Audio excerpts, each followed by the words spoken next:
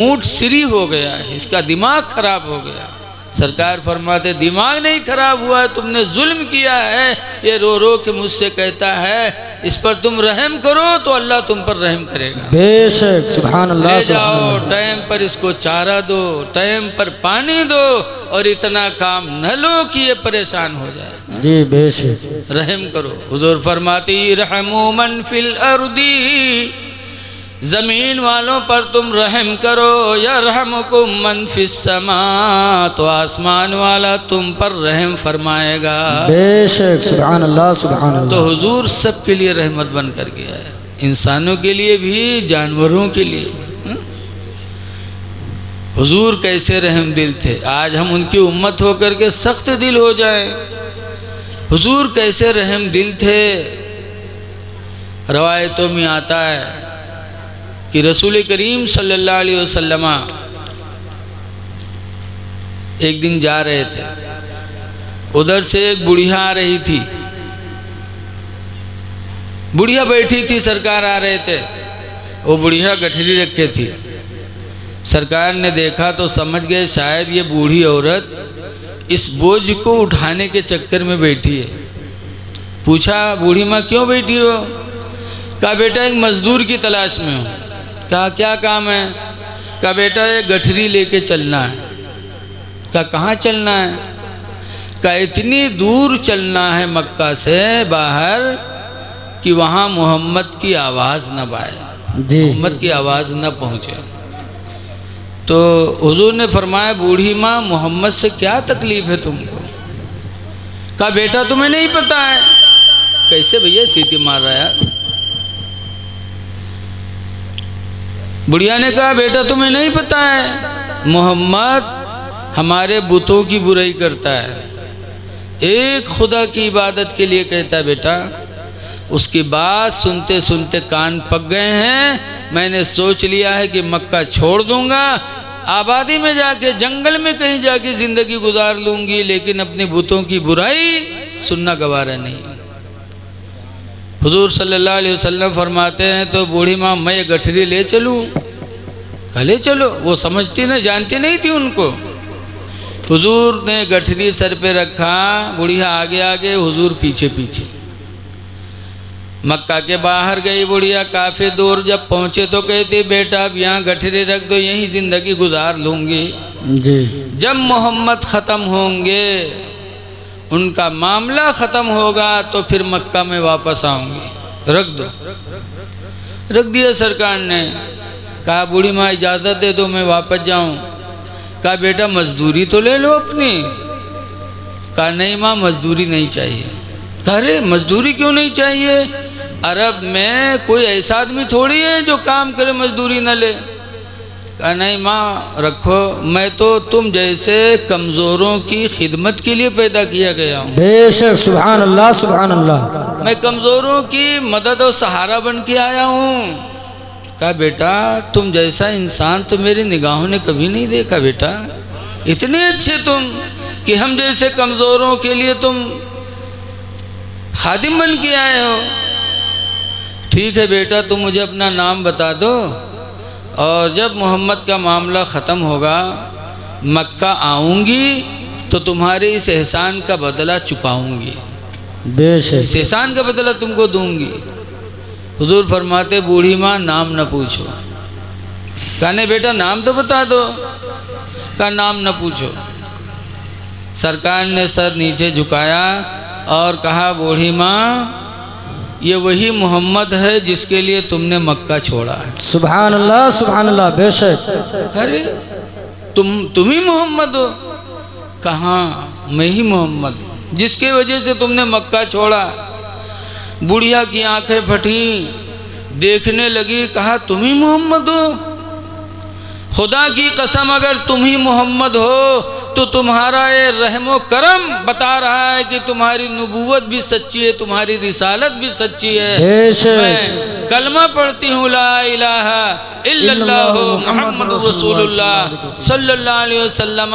कलमा पढ़ी और नबी के दामन से लग गई। ये थी मेरे नबी की रहमत, बेशक कि किसी पे मेरे नबी ने जुल्म नहीं ढाया। बेशक आज हमारे कारी नूर मोहम्मद साहब ने इतना अच्छा इंतज़ाम किया आप लोगों के मदद से।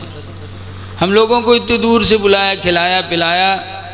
प्रधान जी के यहाँ खाना भी माशाअल्लाह हम लोगों को बहुत अच्छा खिलाया गया, अल्लाह बरकत फरमाए, आमीन। ये सब कुछ किया इन्होंने, तब हम लोग आए हैं। माइक का इंतज़ाम, मिंबर का इंतज़ाम, और रसूलुल्लाह सल्लल्लाहु अलैहि वसल्लम अल्लाह के दीन को फैलाने के लिए मक्का से 70 किलोमीटर दूर शहर ताइफ बग़ैर बुलाए पैदल गए। बेशक किसी ने बुलाया थोड़ी था जी। अल्लाह ताला के पैगाम को फैलाने के लिए दुनिया में आए थे। उसी पैगाम खुदाबंदी को लेकर 70 किलोमीटर मक्का से शहर ताइफ मेरे नबी गए। बेशक और वहाँ जाने के बाद लोगों को जमा किया, और जमा करने के बाद कहा कि लोगों में एक बात कहने वाला हूँ, मानोगे कि नहीं मानोगे। तो ताइफ वालों को भी पता चला था कि मक्का में एक इंसान मोहम्मद हैं जो बहुत रहम व करम वाले हैं, बेशक बहुत अमीन है, बड़े सच्चे हैं। उन जैसा इंसान लोगों ने अभी तक दुनिया में नहीं देखा है। सुना करते थे तो उन लोगों ने कहा हाँ हाँ आप इतने अच्छे हो, आपकी हर बात मानी जाएगी। जैसे अल्लाह के रसूल ने बोली ला इलाहा इल्लल्लाह, अल्लाह के सिवा इबादत के लायक कोई नहीं। जैसी इतनी बोली कही थी कि फौरन ताइफ के लोगों ने पत्थर चलाना शुरू कर दिया। बेशक इतने पत्थर मारे कि सरकार की पिंडलियां जख्मी हो गईं। इतना खून बहा कि सरकार के जूते सब खून से भर गए। सरकार बैठ गए। जब बैठ गए तो दो एक लोग जो साथ में थे उन लोगों ने कहा उदुउ अलल मुशरिकीन, अल्लाह के रसूल इन मुशरिकीन पर बद्दुआ कर दो, बेशक बद्दुआ कर दो, हिलाक हो जाए, बर्बाद हो जाए। तो सरकार का रहम करम देखो कि बद्दुआ नहीं किया बल्कि ताइफ वालों के लिए दुआ के लिए हाथ उठाया, दुआ मांगी अल्लाहुम्मा यहदी कौमी, अल्लाह मेरी कौम को तू हिदायत दे दे, फ़इन्नहुम ला यालमून, पर बेशक में ये लोग मुझे पहचान नहीं पा रहे हैं। बेशक सुभान अल्लाह सुभान अल्लाह। अल्लाह हिदायत दे दे। हुजूर ने फरमाया कि ये सुनकर रहमतुल लिल आलमीन हंस के फरमाया, बेशक जब कहा बद्दुआ कर दो, ये सुनकर रहमतुल लिल आलमीन हंस के फरमाया कि मैं इस दहर में कहरो गज़ब बन कर नहीं आया। सुभान अल्लाह, नारे तकबीर, नारे तकबीर, नारे रिसालत, नारे रिसालत, जश्न ईद मिलादुन नबी, उलमाए अहले सुन्नत, नारे तकबीर, नारे रिसालत। हुजूर ऐसे रहम दिल थे। तो रहमतुल लिल आलमीन की उम्मती हो तो आप लोग भी रहम करो।